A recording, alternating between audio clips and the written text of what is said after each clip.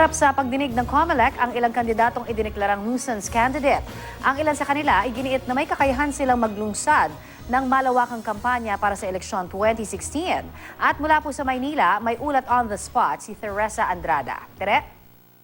Connie, sinimulan kaninang umaga ng Commission on Elections ang preliminary conference para sa mga kandidatong tinukoy bilang nuisance candidates.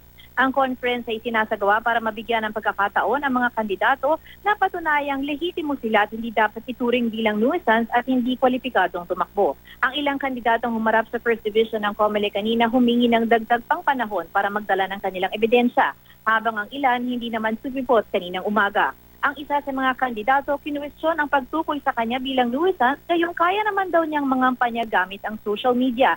May plataforma rin naman daw siyang ipinaglalaban. Sa ilalim ng Omnibus Election Code, pwedeng i-reject ng COMELEC ang candidacy ng isang individual na naghain ng COC kung gagawin lang niyang katawa-tawa ang election system. Kung may kapangalang kandidato at naghain ng COC para lituhin ang mga botante o di kaya ay wala naman talagang intensyong tumakbo for public office.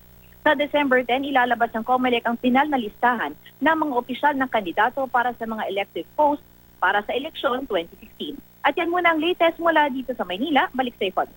Salamat, Teresa Andrada.